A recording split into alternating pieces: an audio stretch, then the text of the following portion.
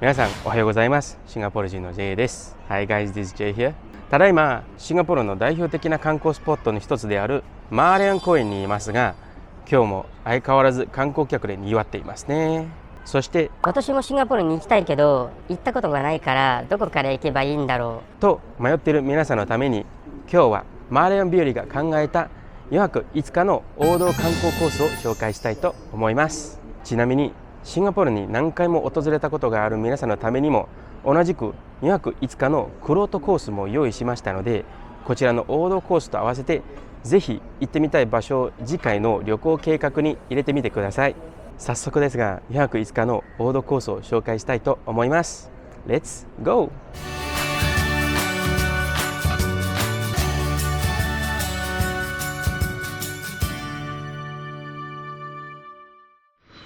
今回のコースは日本を早朝から出発し、午後か夕方にシンガポールに到着することを想定しているので、1日目はそこから始まります。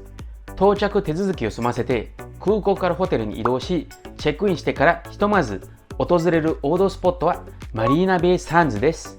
ショッピングとエンタメ満載の内装と独創的な外見を持つマリーナベイサンズは、もはや現代都市のシンガポールを代表している建築物の一つとも言えるでしょう。そしてマリーナベイサンズからマリーナエリアの夜景を楽しみながら、徒歩で向こう側にある2つ目の王道スポットマーライオン公園に行きます。シンガポールの観光シンボルであるマーライオンがここでウェルカムしてくれるので、一緒に記念写真を撮って思い出に残しましょう。そこからマリーナ周辺やシンガポール川上流にあるボートキーやクラークキーでゆっくりするところまでで、シンガポールの1日目が終了です。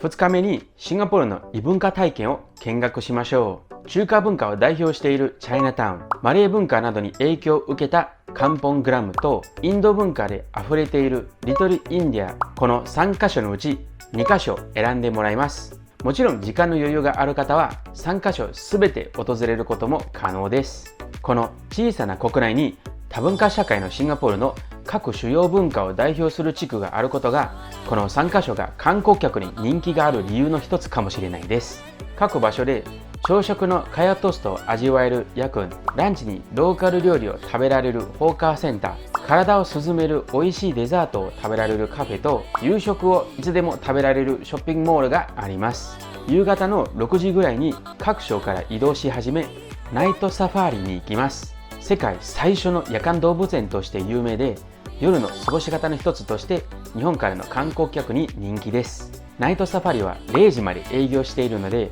これでシンガポールでの2日目が終了です。3日目はシンガポールのリゾート地セントーサ島に行きます。シンガポールのユニバーサル・スタジオ・シンガポールで遊び尽くすこともできますが、海で遊んだり、ビーチの近くにあるスカイラインリュージュに乗ったり、スカイヘリックスでセントーサを上空から眺めたり、シーアクアリウム水族館で海洋世界を探索することもできます。このシンガポールの代表的なリゾートアイランドはエンタメが充実しているので、楽しい一日を過ごせます。夜に本島に戻り、シンガポールのショッピング街で有名なオーチャードロードでブラブラするところまでで、シンガポールでの3日目が終了です。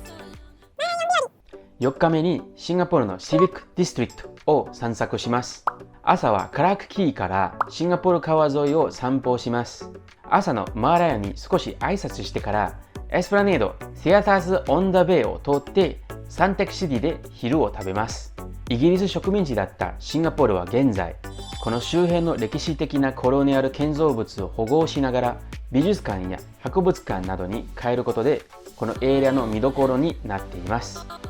午後はナショナルギャラリーという美術館の展示で東南アジア文化を見学します。夕方はガーデンズ・バイ・ザ・ベイに移動します。この大型植物園では現代技術を駆使した施設で様々な植物を展示することで来客を魅了しています。まさにガーデンシティのシンガポールを代表している観光スポットの一つです。そのうち標高が高いところに生息する霧に包まれた植物たちを再現したクラウドフォレストを巡って、夜はスーパーツリーグローブで行われているガーデンラプソディというライトアップを鑑賞してシンガポール旅の最後を楽しみます。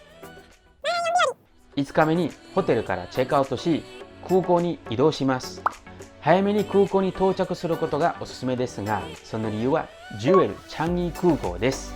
この空港とは思えないモールの中心で植物に囲まれているのは、現在世界最高の室内滝、レインボーテックスです。緑と水を現代建造物に融合するシンガポールならではの見どころかもしれないですね。そして最後までこの近未来感のあるグリーンシティを楽しんでから、時間通りに搭乗口に行って帰国します。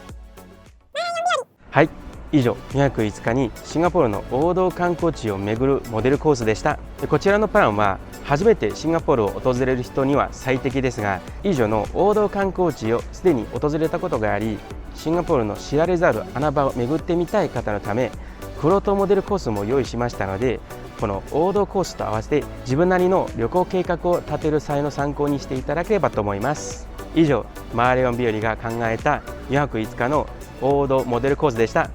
ではまたね。この動画面白かったらぜひ高評価、そしてチャンネル登録よろしくお願いします。